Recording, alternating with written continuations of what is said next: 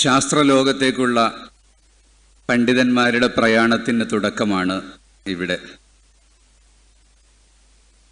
അത്യുഷ്ണവും നിറഞ്ഞ വയറുമുള്ളപ്പോൾ ഉറക്കം വരുന്നതിനെ എങ്ങനെ നിയന്ത്രിക്കാമെന്ന് ഡോക്ടർ ഹുസൈൻ സഖാഫിയുടെ നിർദ്ദേശം അനുസരിച്ച് ഞാനൊരു കാര്യം പറയുകയാണ്. എല്ലാവരും നേരെ ഇരിക്കുക, നട്ടിൽ നേരെ വയ്ക്കുക, കൈ രണ്ടും കാലിൻ്റെ മുട്ടിൻ്റെ മുകളിൽ വയ്ക്കുക. തസ്ബീഹ് ചൊല്ലുമ്പോൾ പിടിക്കുന്നത് പോലെ ഇബ്ഹാമ് മുസബ്ബിഹ വിരലിൻ്റെ അറ്റത്ത് കൂട്ടിപ്പിടിക്കുക. അത് മുറുകെ പിടിക്കുക. മറ്റു 3 വിരലുകളും നിവർത്തി പിടിക്കുക. ഇതിന് യാൻ അല്ലേ, യാൻ മുദ്ര എന്ന് പറയും. അതിൻ്റെ ബാക്കി കാര്യങ്ങൾ അവസാനം പറയാം ഇൻഷാ അല്ലാഹ്. അത് പിടിച്ചുകൊണ്ടിരിക്കണം. ഈ വിഷയം അവസാനിക്കുന്നവരെ അത് പിടിച്ചുകൊണ്ടിരിക്കണം. ഇത് കൊടകിലെ മരിച്ചുപോയ FM ഖാൻ, അള്ളാഹു അദ്ദേഹത്തിന് പുറത്തു കൊടുക്കട്ടെ. ഞാൻ അദ്ദേഹത്തിൻ്റെ അടുത്ത് ചെന്നപ്പോൾ പിരിവിനാണെന്ന് കരുതി അദ്ദേഹം ആദ്യം പറഞ്ഞു, ഞാൻ നിങ്ങൾക്കൊരു വിദ്യ പഠിപ്പിച്ചു തരാം. പിന്നെ ഞാൻ ഇംഗ്ലീഷ് സംസാരിച്ചപ്പോൾ അയാൾ കുറച്ച് മാറ്റി. അയാൾ പറഞ്ഞു, your health is in your hands. നിന്റെ ആരോഗ്യം നിന്റെ കയ്യിലാണ് എന്നൊരു പുസ്തകമുണ്ട്. കൈയിൻ്റെ അടിയിൽ അമർത്തിയാൽ തന്നെ മതി ഏത് രോഗത്തിനും ചികിത്സിക്കാൻ. കാരണം ഇന്നത്തെ ഡോക്ടർമാരിൽ അധികവും അവർ ബുച്ചേഴ്സാണ്, അറവുകാരാണ്. രോഗികൾ ചെന്നാൽ കുടുങ്ങിപ്പോകും. പിന്നീട് ഒരറബി ഒരു ദിവസം എന്നോട് പറഞ്ഞു, തസ്ബീഹ് ചൊല്ലുമ്പോൾ, നിസ്കാരത്തിന് ശേഷമുള്ള തസ്ബീഹ് ചൊല്ലുമ്പോൾ എണ്ണേണ്ടത് വിരൽ മടക്കിയിട്ടല്ല, വിരലിലുള്ള ഓരോ അഖദിലും പെരുവിരൽ കൊണ്ട് അമർത്തിയിട്ടാണ്. അപ്പം അത് ആക്യുപ്രഷറാണ്. അത് തസ്ബീഹുൽ ഫാത്തിമിയ. ഫാത്തിമ ബീവിക്ക് റസൂലുള്ളാഹി തങ്ങൾ പറഞ്ഞു കൊടുത്ത തസ്ബീഹാണ് 33 തസ്ബീഹ്. അത് വിരലിൽ അമർത്തിയിട്ടാണ് ചൊല്ലേണ്ടത്. കാരണം ഫാത്തിമ ബീവിയുടെ കൈ വേദനിച്ചപ്പോഴാണല്ലോ ഈ ദിക്ർ പറഞ്ഞു കൊടുത്തത്. അപ്പം ആക്യുപ്രഷർ അതിന് അടിസ്ഥാനമുണ്ട് എന്ന് നമുക്ക് മനസ്സിലാകുന്നുണ്ട്. വിഷയം നീട്ടിക്കൊണ്ടു പോകുന്നില്ല. ഇവിടെ ചർച്ച ചെയ്തത് ബഹുമാനപ്പെട്ട കൊമ്പം ഉസ്താദ് അവർകൾ വിഷയാവതരണത്തിൽ സൂചിപ്പിച്ചത് ഉലമ ആക്ടിവിസം, ശാസ്ത്ര സാങ്കേതിക രംഗത്ത് നൂറ്റാണ്ടുകൾക്ക് മുമ്പ് നാം ആർജിച്ചിരുന്ന മുസ്ലിം പണ്ഡിതന്മാർ നൽകിയിരുന്ന സംഭാവനയെക്കുറിച്ചാണ്. ഇബ്നു സീനയും ഫറാവിയും അബൂബക്കർ ബിൻ സക്കരിയ റാസിയും ഉൾപ്പെടെയുള്ള ശാസ്ത്രലോകത്ത് അറിയപ്പെട്ട ആളുകൾ മാത്രമല്ല, മുഫസ്സിറായ ഇമാം ഫഖ്റുദ്ദീനുർ റാസി, ഫഖീഹായ ഇമാം മുഹമ്മദുൽ ഗസാലി, ഇങ്ങനെ നാം സാധാരണ പാരായണം ചെയ്യുന്ന ഗ്രന്ഥങ്ങൾ എടുത്ത് പരിശോധിച്ചാൽ തന്നെ സാങ്കേതിക വിദ്യയുടെയും മെഡിസിൻ്റെയൊക്കെ പ്രാധാന്യം കാണാം. ഇമാം റാസി അവിടുത്തെ തഫ്സീറിൽ, ഞാൻ ഉദാഹരണങ്ങൾ ഇപ്പോൾ പറയുന്നില്ല, തഫ്സീറിൽ പല ആയത്തുകൾ എടുത്താലും അവിടെ ശാസ്ത്ര സത്യങ്ങൾ വിശകലനം ചെയ്തുകൊണ്ട് കാണാം. അല്ലദീന യദ്കുറൂന അല്ലാഹ ഖിയാമൻ വഖുഊദൻ വഅലാ ജുനൂബിഹിം. ദിക്ർ ചൊല്ലേണ്ട മഹത്വം പറയാനാണ് നമ്മൾ ഈ ആയത്ത് ഓതാറുള്ളത്. ആ ദിക്റിന്റെ മഹത്വം പറയുമ്പോൾ തന്നെ ഇമാം റാസി റളിയല്ലാഹു അൻഹു അവിടെ നമ്മോട് സൂചിപ്പിക്കുന്നത് വഹുവ അന്നഹു സബത ഫിൽ മബാഹിസി തുബ്ബിയ, മെഡിക്കൽ സയൻസിൽ സ്ഥാപിക്കപ്പെട്ടിട്ടുണ്ട്, അന്ന കൗനൽ ഇൻസാനി മുസ്തൽഖിയൻ അലാ ഖഫാഹു യംനഉ മിൻ ഇസ്തിക്മാലിൽ ഫിക്രി വത്തദബ്ബുർ. ദീർഘമായി പറയുന്നുണ്ട്. ചെരിഞ്ഞു കിടക്കുന്നതിന്റെ ശാസ്ത്രം എന്താണെന്ന് മെഡിക്കൽ സയൻസ് സ്ഥാപിച്ചിട്ടുണ്ട് എന്നാണ് പറയുന്നത്. വേറെയും ധാരാളം ഉദാഹരണങ്ങൾ എൻ്റെ കയ്യിലുണ്ട്. ആ വിഷയം സ്ഥാപിക്കപ്പെട്ടതുകൊണ്ട് ഞാൻ അങ്ങോട്ട് കടക്കുന്നില്ല. അപ്പൊ അയിമ്മത്തുകൾ, നമ്മുടെ ഫുഖഹാവും മുഫസ്സിറുകളും മുഹദ്ദിസുകളുമായ അഹ്ലു തസവ്വുഫായ അയിമ്മത്തുകൾ തന്നെ ശാസ്ത്രവും സാങ്കേതിക വിദ്യയും മുന്നോട്ട് പഠിപ്പിച്ചിട്ടുണ്ട്. ചങ്ങരംകുളത്തുകാരൻ, ഒരു ആയുർവേദ മരുന്ന് നിർമ്മാതാവ്, ഈ അടുത്ത ദിവസം എന്നോട് പറഞ്ഞു, പൊസോട്ട് തങ്ങൾ അസയ്യിദ് ഉമർ അൽ ഫാറൂഖ് അൽ ബുഖാരി, അള്ളാഹു അവരുടെ ദർജ ഏറ്റി കൊടുക്കുമാറാവട്ടെ, തങ്ങൾ വഫാത്തായത് നിങ്ങളുടെ പ്രസ്ഥാനത്തിനുണ്ടായ നഷ്ടം അല്ല, എനിക്ക് മാസത്തിൽ 3 ലക്ഷം രൂപയാണ് നഷ്ടപ്പെട്ടത് എന്ന്. അദ്ദേഹത്തിന്റെ അടുത്ത് നിന്ന് മാസത്തിൽ 3 ലക്ഷം രൂപയുടെ ആയുർവേദ മരുന്ന് വാങ്ങാറുണ്ടായിരുന്നു എന്നാണ് പറഞ്ഞത്. പഴയകാലത്തെ ആലിമീങ്ങൾ രാവിലെ മുതൽ അസർ വരെ ദർസ് നടത്തിയാൽ അസറിന് ശേഷം പള്ളിയുടെ ചെരുവിലിരുന്ന് രോഗികൾ വരും, അവർക്ക് മരുന്ന് പറഞ്ഞു കൊടുക്കും. ഇത് വിദ്യ പഠിച്ചിട്ടാണ്. ഇതാണ് പഴയ കാലത്ത് റിവൈവൽ, ആക്ടിവിസം തിരിച്ചെടുക്കൽ എങ്ങനെയെന്നാണ് നമ്മുടെ വിഷയം. അപ്പോൾ നമ്മൾ ഇത് പുതിയതായി ഉണ്ടാക്കുകയല്ല. ജവ കോളേജുകൾ എന്ന് പറഞ്ഞ് പേരിട്ട നമ്മുടെ ഇന്റഗ്രേറ്റഡ് സ്റ്റഡി സിസ്റ്റം വന്നപ്പോൾ പലരും പറഞ്ഞിരുന്നു പുതിയത് തുടങ്ങുകയാണെന്നത്. പുതിയത് തുടങ്ങുകയല്ല, പഴയതിനെ വീണ്ടെടുക്കുകയാണ്. പഴയ കാലത്ത് നമ്മുടെ ദർസുകളിൽ ഉള്ള മസ്ജിദുകളിൽ ഒരു മരത്തിന്റെ ബോളും ഒരു സ്കെയിലും ഒരു റോളറൊക്കെ കാണാം. ഇന്ന് അപൂർവമായിട്ട് എവിടെയെങ്കിലും ഉണ്ടാവും. മരത്തിന്റെ ബോൾ അത് ഗ്ലോബാണ്. സൂര്യന്റെ ചലനവും ഭൂമിയുടെ കറക്കവും നിസ്കാരത്തിന്റെ സമയം അറിയാൻ വേണ്ടിയും മറ്റുള്ള കണക്കുകൂട്ടലൊക്കെയാണ് അവിടെ പഠിപ്പിക്കുന്നത്. പക്ഷെ ഇന്ന് നാം മന്തിഖ് പഠിക്കുന്നു, ഫൽസഫ പഠിക്കാൻ ആഗ്രഹിക്കുന്നു. പക്ഷെ എന്തിനു മന്തിഖ് പഠിക്കുന്നു എന്ന് പഠിക്കുന്നവരിൽ 90% അറിയില്ല. പഠിപ്പിക്കുന്നവരും ആ വഴിയിലേക്ക് പലപ്പോഴും ചിന്തിക്കുന്നില്ല. അടുത്ത മുദരിസാകുമ്പോൾ വീണ്ടും പഠിപ്പിക്കാൻ വേണ്ടി ഇബാറത്ത് ഹല്ലയിക്കുന്നത് മൂജിബകുല്യാണോ മൂജബകുല്യാണോ എന്ന ബഹസല്ലാതെ ഇത് ഫിലോസഫിയിലേക്ക് നമ്മെ കൊണ്ടുപോകാൻ ഇമാം റാസി ചിന്തിച്ചതുപോലെ സയൻസിൽ ചിന്തിക്കാൻ വേണ്ടിയാണ് എന്ന പ്രാക്ടിക്കൽ സൈഡിലേക്ക് നാം വരികയാണ് യഥാർത്ഥത്തിൽ ഈ വിഷയത്തിൽ ആവശ്യം. നൂറ്റാണ്ടുകൾക്ക് മുമ്പുള്ള കഥകൾ പറയുമ്പോൾ ഇനി ഈ നൂറ്റാണ്ടിൽ നമുക്കെന്ത് ചെയ്യാൻ കഴിയും എന്ന കാര്യമാണ് നാം വളരെ പ്രധാനമായി ഇവിടെ ചിന്തിക്കേണ്ടത്. റസൂലുള്ളാഹി സ്വല്ലല്ലാഹു അലൈഹി വസല്ലം തങ്ങൾ രാത്രി എഴുന്നേൽക്കുമ്പോൾ എല്ലാ ദിവസവും ഓതുന്ന ആയത്ത് ശാസ്ത്രത്തിലേക്ക് പ്രചോദനമാണ്. ഇന്ന ഫീ ഖൽഖിസ് സമാവാതി വൽ അർളി വഖ്തിലാഫിൽ ലൈലി വന്നഹാർ എന്ന് തുടങ്ങിയ ആയത്താണ്. അത് ആസ്ട്രോണമിയിലും ഫിസിയോളജിയിലും ആസ്ട്രോഫിസിക്സിലും ജിയോഗ്രഫിയിലും ചിന്തിക്കണം എന്നാണ് എല്ലാ ദിവസവും ഉറങ്ങി എഴുന്നേറ്റാൽ ആദ്യമായി നബിതങ്ങൾ സ്വന്തം പറയുന്നത്. അത് നമുക്കും ശാസ്ത്രം പഠിക്കാനുള്ള പ്രചോദനമാണ്. നേരത്തെയുള്ള ഫിഖ്ഹിന്റെ ക്ലാസ്സിലൊക്കെ നിങ്ങൾ കേട്ടുവല്ലോ. ഡോക്ടർ ഹുസൈൻ സഖാഫി അദ്ദേഹത്തിന്റെ അവതരണത്തിൽ കർമ്മശാസ്ത്രത്തെ അപഗ്രഥിച്ചപ്പോൾ ഒരുപാട് ഇന്ത്യൻ ഭരണഘടനയെയും മറ്റും ബന്ധപ്പെടുത്തിക്കൊണ്ട് സംസാരിച്ചു. അദ്ദേഹം LLB വിദ്യാർത്ഥിയാണ് ഇപ്പോഴും, മർകസ് ലോ കോളേജില്. അപ്പൊ അത് പഠിക്കാൻ തുടങ്ങിയപ്പോഴും അദ്ദേഹം പറഞ്ഞു ഇനി ഇത് കഴിഞ്ഞാൽ കുല്ലിയത്തുൽ ഖാനൂൻ തുടങ്ങിയിട്ട് അതിൽ മുദരിസാകണം എന്ന് പറഞ്ഞാൽ ഇപ്പം മഹല്ലി ഓതിക്കൊടുക്കുന്നതും തുഹ്ഫ ഓതിക്കൊടുക്കുന്നതും ആ ഒരു ലോയുടെ സിസ്റ്റം വെച്ചുകൊണ്ട് പഠിപ്പിക്കണം. അതിനുവേണ്ടിയാണ് ഞാൻ LLB പഠിക്കുന്നത് എന്ന്. അൽഹംദുലില്ലാ 18 മതബിരുദധാരികൾ ഈ കൂട്ടത്തിലിരിക്കുന്ന ആലിമുകൾ ഇന്ന് ഈ 3 മാസം കഴിഞ്ഞാൽ LLB പൂർത്തിയാക്കാൻ പോവുകയാണ്. ഡോക്ടർ സലാം സാഹിബ് നേരത്തെ 5000 എന്ന് പറഞ്ഞത് ഈ ഇരിക്കുന്നതിൽ 5000 ആളുകളോളം ഡിഗ്രി, മറ്റു യൂണിവേഴ്സിറ്റി ഡിഗ്രി പൂർത്തിയാക്കിയ ആളുകൾ ഇക്കൂട്ടത്തിലുണ്ട്. അൽഹംദുലില്ലാ. അപ്പൊ ഇനി അത് കഴിയുമ്പോ നമുക്ക് ബഷീർ ഫൈസി ഉസ്താദ് നേരത്തെ ഉണർത്തി 10 വർഷം കഴിയുമ്പോൾ ISROയിൽ നമ്മുടെ പ്രതിനിധികൾ വേണം. ISROയിലെ പ്രതിനിധിയായ ഒരാളാണ് ഇതിനു മുമ്പ് നമ്മോട് സംസാരിച്ച ഡോക്ടർ അബ്ദുസലാം എന്നത്. അദ്ദേഹത്തെ പരിചയപ്പെടുത്തുമ്പോൾ പറയേണ്ടതായിരുന്നു, അറിയാത്തവർക്ക് വേണ്ടി ഞാൻ ഉണർത്തുകയാണ്. മുഖദ്ദിമ യൂറോപ്യർക്ക് ഉപകാരപ്പെട്ടു എന്ന സംഭവമാണ് പറഞ്ഞത്. മുഖദ്ദിമ നമുക്ക് ഉപയോഗപ്പെടണം. നമ്മുടെ മാനേജ്മെന്റിൽ മുഖദ്ദിമയെ നമുക്ക് ഉപയോഗപ്പെടുത്താൻ കഴിയണം. അതിനുവേണ്ടി നമ്മുടെ വിദ്യാർത്ഥികളെ നാം പഠിപ്പിച്ച് മുന്നോട്ട് കൊണ്ടുപോകാൻ പുതിയ വഴികൾ തേടണം. ഇവിടെ ഇസ്ലാമിക് ഇന്റഗ്രേറ്റഡ് കോളേജുകൾ തുടങ്ങിയപ്പോൾ അതിൽ ഹ്യൂമാനിറ്റീസ് സബ്ജക്റ്റുകളാണ് ആദ്യമായി പഠിപ്പിച്ചു വന്നത്. പിന്നീട് കൊമേഴ്സിലേക്ക് അല്പം മാറി.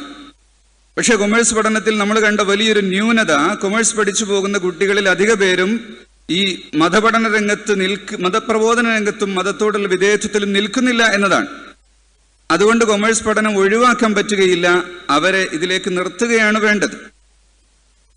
വലിയ അബദ്ധം. ഇന്ന് ബിരുദധാരികളായ ആളുകൾ അവർ സ്കൂൾ അധ്യാപകരാവുകയാണ്. സ്കൂൾ അധ്യാപകരാകുമ്പോൾ തലപ്പാവോട് കൂടി അവിടെ അധ്യാപകരാവുകയാണ് നമുക്ക് വേണ്ടത്. സ്കൂളിൽ പോകുന്നതോടുകൂടി അവർ തലക്കെട്ടഴിച്ച് തൊപ്പി മാത്രമാക്കി തുണിയുടെ കരക്ക് കട്ടി കൂടുകയാണ്. മർകസ് യുനാനി മെഡിക്കൽ കോളേജിന്റെ ഡിപ്പാർട്ട്മെന്റുകളിൽ വന്നാൽ നിങ്ങൾക്ക് കാണാം വലിയ താടിയും തലപ്പാവുമുള്ള ഒരുപാട് വലിയ ആലിമുൽ അല്ലാമകളുടെ ഫോട്ടോസ്. അത് ആലിമുൽ അല്ലാമകൾ എന്ന് പറഞ്ഞാൽ അവർ വൈദ്യന്മാരാണ്, ഡോക്ടർമാരാണ്. നേരത്തെ ഇവിടെ പറഞ്ഞ ഇബ്നു സീന ഉൾപ്പെടെയുള്ള ആളുകൾ, ഡോക്ടർ രാമചന്ദ്രന്റെയും കൃഷ്ണകുമാറിന്റെയും ഉസ്താദുൽ അസാത്തീദായ ഇബ്നു സീന വലിയ താടിയും തലപ്പാവുമുള്ള വൈദ്യനായിരുന്നു.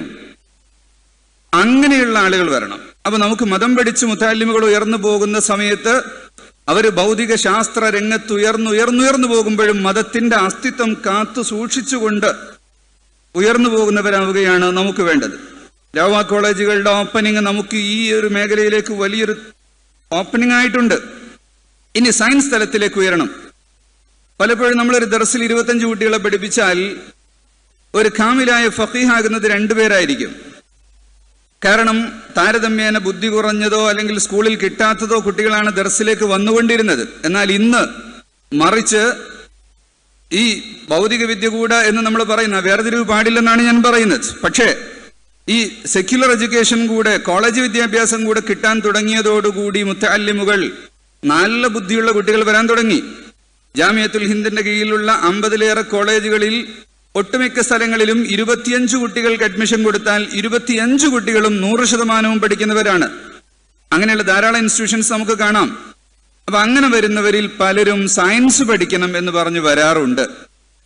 പക്ഷെ നമുക്കതിന് മാർഗമില്ലാത്തത് കൊണ്ട് ആ കുട്ടികളിൽ ചിലർ മറ്റു സബ്ജക്റ്റിലേക്ക് മാറും, ചിലർ ഇതൊഴിവാക്കി സയൻസ് പഠിക്കാൻ വേണ്ടി മാത്രം പോകും. സയൻസ് പഠിച്ചാൽ +2 വരെ പഠിപ്പിക്കാം, അവിടെ നിന്ന് അങ്ങോട്ട് പഠിപ്പിക്കാൻ നമ്മുടെ കയ്യിൽ മാർഗമില്ല. ബഹുമാനരായ ബഷീർ ഫൈസി അവർ ഈ വിഷയത്തിൽ വളരെ കൂടുതൽ ഒരു ഏകാംഗ പട്ടാളത്തിന് എത്ര മുന്നോട്ട് പോകാൻ പറ്റുമോ ആ നിലയ്ക്ക് അദ്ദേഹം വളരെ കൂടുതൽ ഈ വിഷയത്തിൽ പരിശ്രമിച്ചിട്ടുണ്ട്. അത് പ്രശംസിക്കപ്പെടേണ്ട ഒരു കാര്യമാണ്.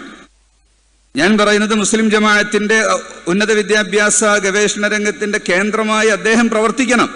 അദ്ദേഹം സ്വന്തം ഒരു സ്ഥലത്ത് നിന്ന് ആലോചിക്കുന്നതിനേക്കാളേറെ പ്രാസ്ഥാനിക തലത്തിലൂടെ ഈ വലിയ ഒരു സമൂഹത്തെ ഉയർത്തിപ്പിടിച്ചുകൊണ്ട് അത്തരം ബുദ്ധിജീവികൾ നമ്മുടെ നേതൃത്വത്തിൽ വന്നാൽ നമുക്കത് വലിയ തരത്തിൽ ഉപയോഗപ്പെടുത്താൻ സാധിക്കും. അദ്ദേഹം പറഞ്ഞിരിക്കുന്ന ഒരു പോയിന്റ്, ഈ കുര്യാക്കോസിന്റെ പോലെയുള്ള 24 സ്കൂളുകളിൽ നമ്മുടെ കുട്ടികളെ കൊണ്ടുപോയി ചേർത്തണം എന്നതിനോട് എനിക്ക് വിയോജിപ്പുണ്ട്. കുര്യാക്കോസിന്റെ സ്കൂളിൽ പോയവരല്ല ശാസ്ത്രജ്ഞന്മാരായവരൊന്നും.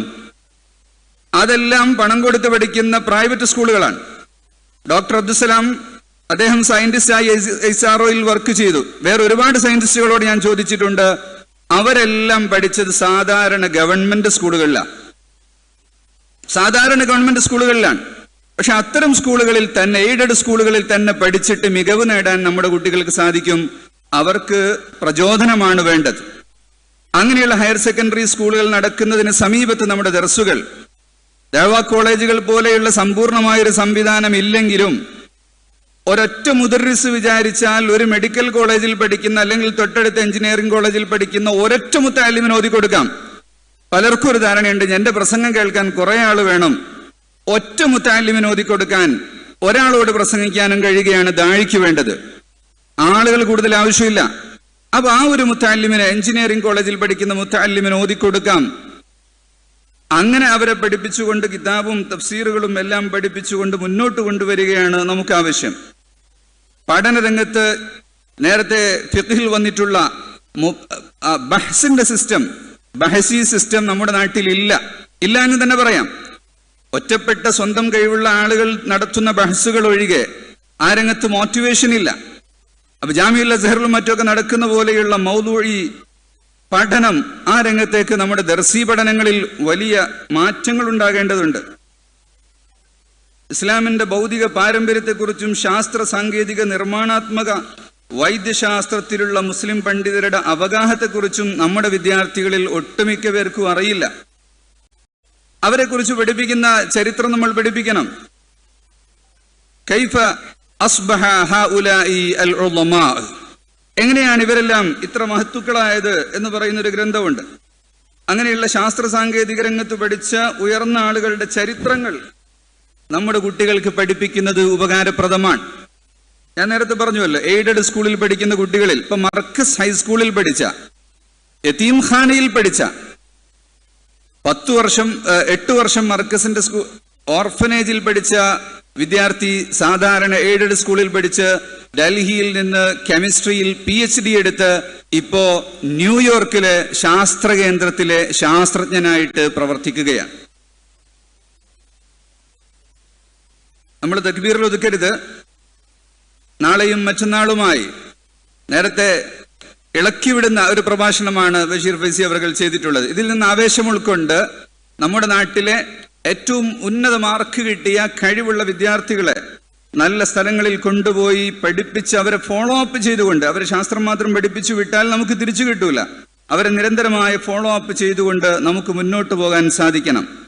ശാസ്ത്ര പഠനത്തിന് പ്രാമുഖ്യം നൽകുന്ന ദഅ്വ കോളേജുകൾ നമുക്ക് വരണം.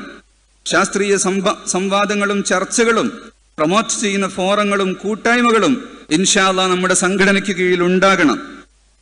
നമ്മുടെ ദഅ്വ കോളേജുകളിൽ പഠിക്കുന്ന മുതഅല്ലിമുകളെ അവരെ ഡിഗ്രി പൂർത്തിയാക്കുമ്പോൾ IIT-കളും IIS-കളിലും ഇന്ത്യൻ ഇൻസ്റ്റിറ്റ്യൂട്ട് ഓഫ് സയൻസിലൊക്കെ അഡ്മിഷൻ നേടാൻ ഉസ്താദുമാർ പ്രചോദനം നൽകണം. പല സ്ഥലത്തും ചിലപ്പോൾ അവരെ പ്രചോദനം നൽകാതെ പിന്നോട്ട് വലിക്കുന്നുണ്ട്. അൽഹംദുലില്ലാഹ് ഇന്ന് IIT-കളും അതുപോലെ തന്നെ പല ടാറ്റ ഇൻസ്റ്റിറ്റ്യൂട്ടിലൊക്കെ പഠിക്കുന്ന നമ്മുടെ മുതഅല്ലിമുകളുണ്ട്. അങ്ങനെ പഠിക്കാൻ അവർക്ക് സാധിക്കുന്നതിൽ പ്രോത്സാഹനം നമ്മൾ നൽകുമ്പോൾ അതൊരു ഭൗതിക പഠനമാണ് എന്ന് പറഞ്ഞ് വേർതിരിക്കുന്ന ഒരു സ്വഭാവം നമുക്കുണ്ടാകരുത്. ബഹുമാന്യരായ കോട്ടൂർ ഉസ്താദ് അവർകൾ വേദിയിലേക്ക് കടന്നു വന്നിരിക്കുന്നു. അല്ലാഹു ദീർഘായുസ്സ് നൽകട്ടെ, ആഫിയത്ത് നൽകട്ടെ. അപ്പൊ ഭൗതിക പഠനം മതപഠനം എന്ന് പറഞ്ഞ് വേർതിരിക്കുന്നതിന് പകരം തഹജ്ജുദിന്റെ സമയത്ത് നബിതങ്ങൾ ഓതുന്ന ആയത്തിന്റെ അടിസ്ഥാനത്തിലുള്ള പഠനമാണ് ശാസ്ത്ര പഠനം. അത് പഠിച്ചിട്ട് അള്ളാഹുവിനെ കണ്ടെത്താൻ വേണ്ടിയാണ്, അള്ളാഹുവിന്റെ ഖുദ്റത്ത് കണ്ടെത്താൻ വേണ്ടിയാണ് എന്നുള്ള നിയ്യത്തോടുകൂടി പഠിക്കുന്നതിലേക്ക് നാം ഉയരണം. സമ്മേളനങ്ങളുടെ ഭാഗമായോ അല്ലാതെയോ ശാസ്ത്ര കോൺഗ്രസുകൾ, ശാസ്ത്ര സാങ്കേതിക പഠനങ്ങൾക്കും ഗവേഷണത്തിനും നേരത്തെ ഇവിടെ പറഞ്ഞ 100 കോടിയുടെ സഹായം ഗവൺമെന്റ് കൊടുക്കുന്നത് വാങ്ങാൻ നമ്മുടെ സ്ഥാപനങ്ങൾക്ക് സാധിക്കണം. നാം അത് ഉപയോഗപ്പെടുത്തണം. ഉന്നത നിലവാരം പുലർത്തുന്ന വിദ്യാർത്ഥികളുടെ തുടർ പഠനത്തിനും ഗവേഷണത്തിനും മാനേജ്മെന്റിന്റെ ഭാഗത്തു നിന്ന് തന്നെ ശ്രമമുണ്ടാകണം.